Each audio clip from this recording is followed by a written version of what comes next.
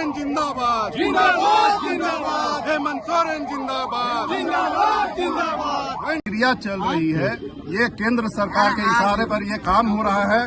जो आप लोग देख रहे होंगे कि ये जो हेमंत सोरेन की सरकार है, जनता के द्वारा चुनी हुई सरकार है और इस सरकार को, जो काम करने वाली सरकार को, जो जिस तरह से यहाँ अस्थिर करने का प्रयास किया जा रहा है केंद्र सरकार के इशारे पर, ये कहीं से उचित नहीं है।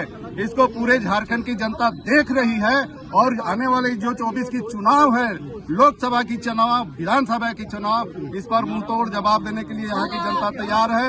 हम लोगों ने ये झारखंड लड़ के लिया है, ये झारखंड खून पसीना बहाकर हम लोगों ने झारखंड बनाया है।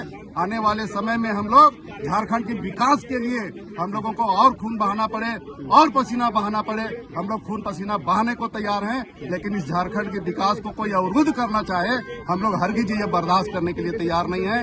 हेमंत सोरेन एक आदिवासी मुख्यमंत्री हैं, एक आदिवासी मुख्यमंत्री को परेशान करने का प्रयास किया जा रहा है। ये आदिवासियों के दुश्मन, ये आदिवासी के दुश्मन को हम चेतावनी देना चाहते हैं आपके माध्यम से कि आप लोग होश पर आ जाए, अन्यथा झारखंड की जनता जागेगी और झारखंड की पूछताछ करेगी। बिल्कुल पूछताछ करेगी, पूछताछ करना भी चाहिए। लेकिन जिस तरीके से हमारे माननीय मुख्यमंत्री को परेशान करने की कोशिश कर रहे हैं केंद्रीय तंत्रों के द्वारा, इसका हम लोग पूरा भरपूर विरोध करते हैं और तब तक करते रहेंगे जब तक ये लोग वापस नहीं जाते।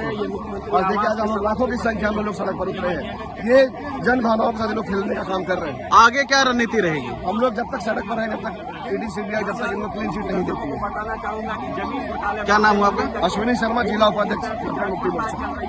एक झारखंड के युवा आदिवासी नेता को किसी तरह हेन टेन परिजन करके हटाने का प्रयास किया जा रहा है। अरे आपको इतना शौक है तो आप चुनाव में आइए, चुनाव में लड़िए, क्योंकि आप बैकडोर से कभी भी सत्ता हासिल नहीं कर सकते। झारखंड की जनता जान चुकी है और जनता ये इसका विरोध करती है कि आप जिस तरह ईडी सीबीआई का कार्रवाई करना चाहते हैं, इसलिए हम लोग जोरदार इसका विरोध भी करते हैं। माननीय हेमंत सोरेन जो है लगातार झारखंड मुक्ति मोर्चा उनका विरोध करेगी और आने वाले दिनों में देखिएगा 2024 में भी हमारा सीएम झारखंड में मुख्यमंत्री हेमंत सोरेन ही बनेंगे, चाहे ट्रेन प्रेजेंट जो भी कर लीजिए, लेकिन सच्चाई दूध का दूध और पानी का पानी हो।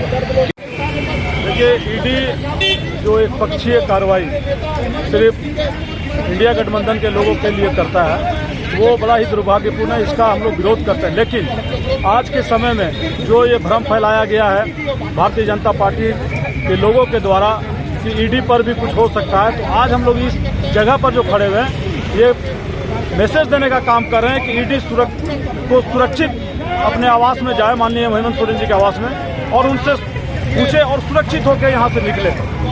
ये हमारा एक संदेश देने का काम है। और अगर ईडी के द्वारा एक पक्षीय कार्रवाई बिना कुछ सोचे समझे माननीय मुख्यमंत्री के ऊपर की जाती है, तो इसका फिर बाद में हम लोग पुनः पुरजोर विरोध भी करेंगे, जिसके लिए केंद्र सरकार द्वारा जो प्रायोजित कार्यक्रम है इनको परेशान करने का, इसका एकदम पुरजोर तरीके से हम लोग विरोध करेंगे।